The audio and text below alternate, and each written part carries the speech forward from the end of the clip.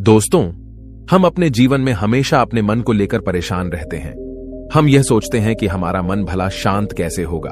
हमारे मन में तो तरह तरह के विचार चल रहे हैं। हम काम कुछ और करना चाहते हैं, लेकिन हमारा मन हमसे कुछ और ही काम करवा लेता है। इससे पहले कि आप अपने मन को शांत करने का प्रयास करें, यह जानना जरूरी है कि मन का व्यवहार शांत होने वाला है ही नहीं।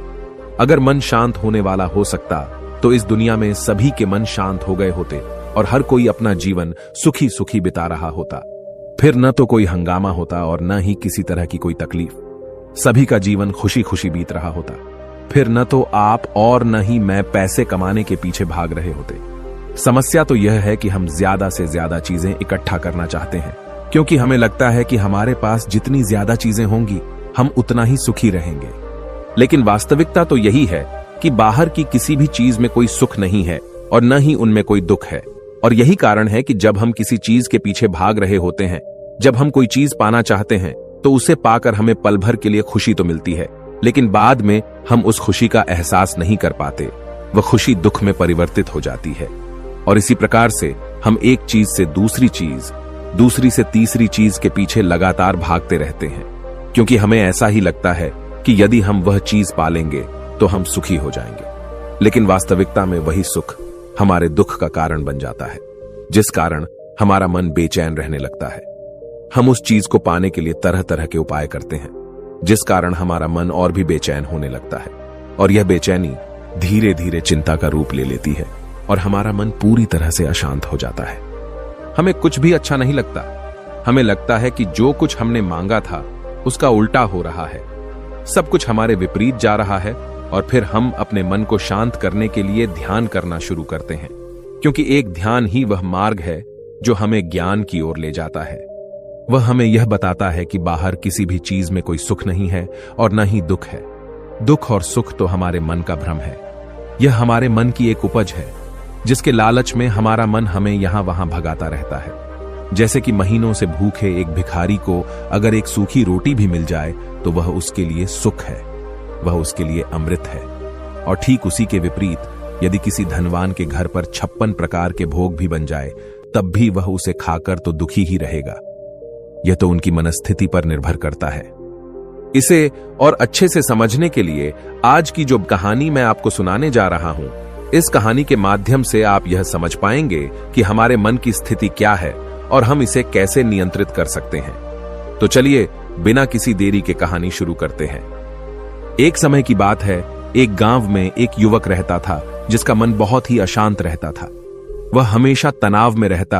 वह अपने मन को शांत करना चाहता था, लेकिन उसे कोई भी उपाय नजर नहीं आ रहे थे।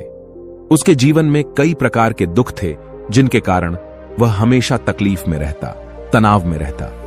एक दिन उसे पता चला कि उसके गांव में एक बौद्ध भिक्षु आए हुए हैं, जो सभी को दुख और सुख पर उपदेश दे रहे हैं। वह युवक तुरंत ही घर से निकला और उनके आश्रम जा पहुंचा। वहां पर पहुंचने के बाद उस युवक ने देखा कि वह बौद्ध भिक्षु सभी गांव वालों को उपदेश दे रहे थे। बौद्ध भिक्षु कह रहे थे कि सभी के जीवन में कोई न कोई सुख और दुख तो आता ही रहता है, जिस कारण हमारा मन बहुत अशांत रहता है। और एक अशांत मन इस दुनिया का कोई भी सुख नहीं ले सकता। फिर चाहे उसे पूरी दुनिया की धन दौलत ही क्यों न मिल जाए, वह उसे पाकर भी दुखी ही रहेगा। परंतु जिस व्यक्ति का मन शांत है, उसके पास चाहे कुछ भी हो या ना हो, वह हर छोटे पल का आनंद ले सकता है। वह हर पल को खुशी खुशी जी सकता है। इस दुनिया का और इस जीवन का परम सुख भी प्राप्त कर सकता है। इतना कहकर उन बौद्ध भिक्षु ने अपना प्रवचन समाप्त कर दिया और वापस आश्रम की ओर लौट गए। युवक भी उनके पीछे पीछे आश्रम पहुंच गया और इस युवक ने उन बौद्ध भिक्षु से कहा, हे गुरुवर, अभी कुछ देर पहले आप उपदेश दे रहे थे कि एक शांत मन हर पल का आनंद ले पाता है, हर पल को सुखी सुखी जी पाता है। लेकिन इस दुनिया में सभी के पास मन है और सभी के मन अशांत है, तो ऐसे में भला अपने जीवन को कोई सुखी सुखी कैसे जी सकता है। इस दुनिया में शांत मन किसी के पास नहीं। मेरे पास भी एक ही मन है और वह भी शांत नहीं है। गुरुवर, क्या आप बता सकते हैं कि मैं अपने इस मन को कैसे शांत करूं? तभी बौद्ध भिक्षु ने उस युवक को ध्यान के बारे में समझाया, ध्यान के फायदे बताए और उसे कहा, बेटा, ध्यान करने से हमारा मन शांत हो जाता है। हम विचारों के दलदल से बाहर आने लगते हैं और इस कारण हमारे जीवन में सुख उत्पन्न होने लगता है। यदि तुम भी अपने जीवन में सुखी होना चाहते हो, अपने मन के इन विचारों के दलदल से बाहर निकलना चाहते हो, तो तुम्हें ध्यान करना चाहिए। तुम्हें ध्यान का अभ्यास करना चाहिए, क्योंकि यही वह मार्ग है जो तुम्हारे मन को शांत कर सकता है और तुम्हें सही राह पर ला सकता है। उस युवक ने उन बौद्ध भिक्षु की बात मान ली। उस युवक ने उन बौद्ध भिक्षु को प्रणाम किया और वापस घर चला गया। घर पहुंचने के बाद उसने ध्यान करना शुरू किया। वह रात भर ध्यान करता रहा, लेकिन उससे उसे कोई लाभ नहीं हुआ। इस कारण वह अगली सुबह फिर से उन बौद्ध भिक्षु के पास पहुंचा और उन बौद्ध भिक्षु से कहता है, गुरुवर, आपके कहे अनुसार मैंने रात भर ध्यान किया है, लेकिन उससे मुझे कोई लाभ नहीं हुआ। मेरा मन तो अभी भी अशांत है। आप तो कह रहे थे कि ध्यान करने से हमारा मन शांत हो जाता है। तभी वह बौद्ध भिक्षु उस युवा से कहते हैं, ध्यान कोई एक बार करने की चीज नहीं है, ये तो अभ्यास है और धीरे धीरे समय के साथ मन शांत होता जाएगा। इस पर वह युवक कहता है, हे गुरुवर, मेरे पास इतना समय नहीं है। मुझे कोई ऐसा मार्ग बताइए जिससे जल्दी जल्दी मेरा मन शांत हो जाए और मैं खुशी खुशी अपना जीवन जीने लग जाऊं। ऐसे तो मेरा बहुत समय बर्बाद हो जाएगा। मुझे कुछ ऐसा बताइए गुरुदेव, जिससे मेरा मन आज के आज और अभी शांत हो जाए, जिससे मैं सुख की अनुभूति कर पाऊं, मुझे सुकून मिले। उस युवक की यह बात सुनकर बौद्ध भिक्षु मुस्कुराने लगे। उन्होंने उस युवक से कहा, बेटा, मेरे पास तुम्हारे लिए कुछ ऐसा है जिससे तुम्हारा मन अभी के अभी शांत हो जाएगा। इतना कहकर वह बौद्ध भिक्षु अपने आश्रम में गए और अंदर से एक घड़ा लेकर आए और उस युवक को थमाते हुए कहते हैं, जाओ और पास की बह रही उस नदी से इस घड़े में पानी भर कर लाओ। उन बौद्ध भिक्षु के इतना कहने के बाद उस युवक ने वह घड़ा हाथ में ले लिया और नदी की तरफ जाने लगा। उसके बाद मन ही मन सोच रहा था कि लगता है यह गुरु पागल है, इन्हें कुछ नहीं पता। भला यह घड़ा मेरे जीवन में शांति कैसे ला सकता है? यह मेरे मन को शांत कैसे कर सकता है? लेकिन उसके पास और कोई रास्ता नहीं था, जिस कारण उसने घड़ा लिया और पास वाली नदी के पास पहुंच गया। उसने उस नदी में से उस घड़े में पानी भरना शुरू किया, लेकिन जैसे ही उस व्यक्ति ने उस घड़े को नदी से बाहर निकाला तो उस युवक ने देखा कि उस घड़े के चारों ओर छोटे छोटे छेद हैं, जिससे पानी तेजी से बाहर की ओर निकल रहा था।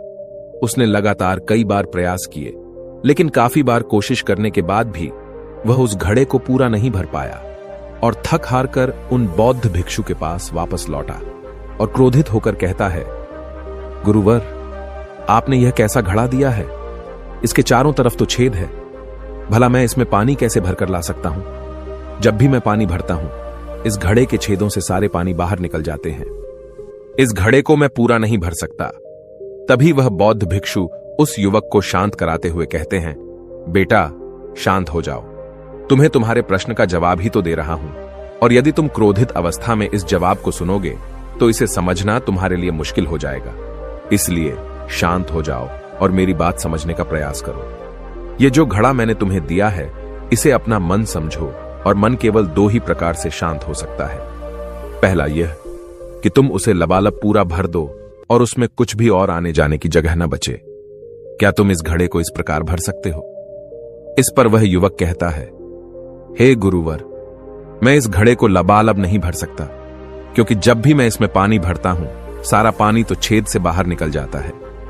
तभी वह बौद्ध भिक्षु उस युवक से कहते हैं, ठीक इसी तरह हम भी अपने मन को कभी नहीं भर सकते। हम जितना इसमें डालते जाएंगे, वह सब कुछ हमारे शरीर के द्वारा बाहर आता रहेगा। फिर चाहे वह क्रोध हो, प्रेम हो या फिर दया, हम जो भी अपने अंदर आने देते हैं, वही हमारे अंदर से बाहर भी आता है। और इसीलिए मैंने तुम्हें छेदों वाला घड़ा दिया, क्योंकि ये हमारी मन के जैसा ही है। और जब हम इस मन को बस भरना चाहते हैं, तब तुम अपना समय बेकार कर रहे हो। क्या तुम्हें एक पल के लिए भी ये नहीं सोचा कि इसी प्रकार तो तुम अपने मन को भरने में भी लगे हुए हो? क्या इससे तुम्हारा समय बर्बाद नहीं हो रहा? क्या इससे तुम्हारा जीवन बर्बाद नहीं हो रहा? क्योंकि जिस भी चीज से तुम अपने मन को भरोगे, वह तो बाहर निकल ही जाएगी। उस युवक को अपनी गलती का एहसास हुआ। वह तुरंत उन बौद्ध भिक्षु के चरणों में गिर गया और उन बौद्ध भिक्षु से कहता है, गुरुवर, आपने सच कहा। मैंने कभी भी इसके बारे में नहीं सोचा कि मैं अपना जीवन अपने आप ही बर्बाद कर रहा था। ठीक है, मैं तो इस बात से अनजान था, लेकिन आज आपने मेरी आंखें खोल दी। परंतु गुरुवर, अगर यह मन को पूरी तरह भरने का पहला तरीका मन को शांत नहीं कर सकता, तो मन को शांत करने का दूसरा तरीका कौन सा है? गुरुवर, मुस्कुराते हुए उस आदमी से कहते हैं, दूसरा तरीका है कि अपने मन को पूरी तरह खाली कर दो। इस पर वह व्यक्ति कहता है, गुरुवर, आप ही मुझे बताइए कि मैं अपने मन को खाली कैसे कर सकता हूं। तभी बौद्ध भिक्षु कहते हैं, बेटा, यह तो बहुत ही सरल है। बाहर का कूड़ा अपने भीतर मत जाने दो। इस प्रकार तुम्हारा मन अपने आप ही खाली हो जाएगा। वह व्यक्ति कुछ देर सोच विचार करने के बाद बौद्ध भिक्षु से कहता है, हे गुरुदेव, यह कैसे संभव है? जो भी हम देखते हैं, सुनते हैं, वह हमारे मन में ही तो जाता है, वह हमारे भीतर की ओर ही तो जाता है। फिर मैं उसे कैसे रोक सकता हूं? इस पर बौद्ध भिक्षु मुस्कुराने लगे और उस युवक से कहते हैं, बेटा, मैं तुम्हें यही तो समझाने का प्रयास कर रहा हूं कि मन को केवल ध्यान से ही जीता जा सकता है और एक दिन ध्यान करने से कुछ नहीं होने वाला। हमें इसके लिए समय देना होगा, हमें इसके लिए धैर्य रखना होगा, इसका निरंतर अभ्यास करना होगा। आगे बौद्ध भिक्षु उस युवा से कहते हैं, बेटा, क्या तुम्हें प्यास लगी है? युवक कहता है, हां गुरुवर, मुझे बहुत जोरों की प्यास लगी है। इस पर उन बौद्ध भिक्षु ने उस युवक को पानी पिलाया और कहा, ये लो, पानी पी लो, इससे तुम्हारी प्यास बुझ जाएगी। लेकिन मुझे एक बात बताओ, क्या आज पानी पी लेने से फिर तुम्हें कभी प्यास नहीं लगेगी? तुम कभी फिर मुझसे पानी नहीं मांगोगे? इस पर वह युवक कहता है, गुरुवर, आप कैसी बातें कर रहे हैं? पानी तो हमारे जीवन का एक हिस्सा है, इसके बिना तो हम मर जाएंगे। और आप कह रहे हैं कि आज पानी पी लो और उसके बाद मैं कभी पानी न पीऊं। यह भला कैसे संभव है? प्यास तो हमें रोज आती है और हम रोज पानी पीते हैं, इसके बिना तो हम मर जाएंगे। तभी बौद्ध भिक्षु मुस्कुराते हुए उस युवक से कहते हैं, ठीक इसी प्रकार एक दिन के ध्यान से हमारा मन शांत नहीं हो सकता। उसे भी रोज भूख लगती है और उसे रोज रोज हमें आहार भी देना पड़ता है। उसे भी रोज पानी पीने की जरूरत पड़ती है और ठीक उसी प्रकार हमें हर दिन ध्यान करने की भी जरूरत पड़ती है। और जब हम निरंतर ध्यान करते हैं, इसका अभ्यास करते हैं, तो देखते ही देखते हमारे मन की भूख शांत होने लगती है और एक समय पर हमारा मन सारे विचार उत्पन्न करना बंद कर देता है। तब वह बाहर से कुछ भी ग्रहण नहीं कर पाता और जो कोई भी विचार हमारे भीतर है, वह सारे विचार देखते ही देखते समाप्त हो जाते हैं और इसी प्रकार धीरे धीरे हमारा मन शांत होने लगता है। आगे वह बौद्ध भिक्षु उस युवक से कहते हैं, बेटा, तुम ही तो कह रहे थे कि तुमने रात भर ध्यान किया है, लेकिन उसके बाद भी तुम्हारा मन शांत नहीं हो रहा। बेटा, तुम चाहो तो 1 घंटे के लिए ध्यान कर सकते हो, चाहो तो पूरा दिन भर तुम ध्यान करो, लेकिन इसका लाभ भी तुम्हें उतना ही मिलेगा। अर्थात मान लो तुम 1 दिन के लिए ध्यान करते हो तो इससे तुम्हारे मन को भी शांति केवल कुछ समय के लिए ही मिलेगी। यह हो सकता है कि वह 1 घंटे के लिए शांत रहे या फिर केवल कुछ क्षणों के लिए, लेकिन वह शांत अवश्य होगा। लेकिन जैसे ही उसे फिर से भूख लगेगी, वह फिर से अशांत हो जाएगा और फिर से यहां वहां भागने लगेगा और वह अपने विचारों की तलाश में आगे बढ़ेगा, क्योंकि उसे भी तो भूख लगी है, उसे भी तो खाना चाहिए, उसे भी तो पानी चाहिए। जैसे कि जब तुम्हें भूख लगती है तुम अशांत हो जाते हो, क्योंकि तुम्हें भोजन चाहिए, पानी चाहिए, ताकि तुम अपने पेट की भूख को मिटा सके और तुम्हें शांति मिले। इस पर वह युवक कहता है, आप सत्य कहते हैं, मैं ही गलत था, मेरी ही गलती है। मैं अपने मन को अवश्य शांत करके रहूंगा, फिर चाहे इसके लिए मुझे कितना भी समय क्यों न लग जाए, मैं भी उस सुख को प्राप्त करके ही रहूंगा। मैं इस खाली घड़े में पानी भरकर अपने जीवन को बर्बाद नहीं करना चाहता। मैं अपने मन को शांत करके ही रहूंगा, मैं अपने मन को पूरी तरह से खाली कर दूंगा। इतना कहकर उस युवक ने उन बौद्ध भिक्षुओं को प्रणाम किया और वापस अपने घर की ओर लौट गया। दोस्तों, हम लोगों के जीवन में भी कई प्रकार की समस्याएं हैं और हम उन समस्याओं का समाधान करना चाहते हैं, और अंत में हमें जो मार्ग मिलता है वह ध्यान है। हम ध्यान तो करना चाहते हैं, लेकिन हम उसके परिणाम को तुरंत पाना चाहते हैं। जब हम शुरू में ध्यान करते हैं तो हमें उसका कुछ भी लाभ नहीं मिलता और हमें लगता है कि यह व्यर्थ है, इससे हमें कोई भी फायदा नहीं होने वाला, क्योंकि हमें तो सब कुछ जल्दी जल्दी चाहिए। लेकिन वास्तविकता तो यही है कि ध्यान सब्र और समय मांगता है और साथ ही उसे शांति भी चाहिए। परंतु हम इतने अशांत हैं कि हमारे भीतर ये तीनों चीजें नहीं हैं। इसीलिए अपने भीतर धैर्य पैदा करें। जब आपके भीतर धैर्य पैदा होगा, तभी आप सब्र, समय और शांति के महत्व को समझ पाएंगे और फिर आपका समय चाहे कैसा भी क्यों न चल रहा हो, आप हर समय खुश रहना सीख जाएंगे। अगर आपका मन अशांत है तो यह किसी और के हाथों में नहीं है कि वह आपके मन को शांत कर सके। यह तो आपके हाथों में है कि आप अपने मन को किस प्रकार और कितनी देर तक के लिए शांत कर सकते हैं। दोस्तों, आपने आज के इस वीडियो से क्या सीखा वह मुझे आप कमेंट में बता सकते हैं। इसी के साथ में उम्मीद है कि आपको आज की वीडियो पसंद आई होगी, तो इस वीडियो को उस इंसान को शेयर करें और उसी के ठीक बाद चैनल को सब्सक्राइब करें। तो चलिए फिर मिलते हैं ऐसी एक और नई वीडियो में। तब तक के लिए अपना ख्याल रखें। धन्यवाद और नमो बुद्धाय।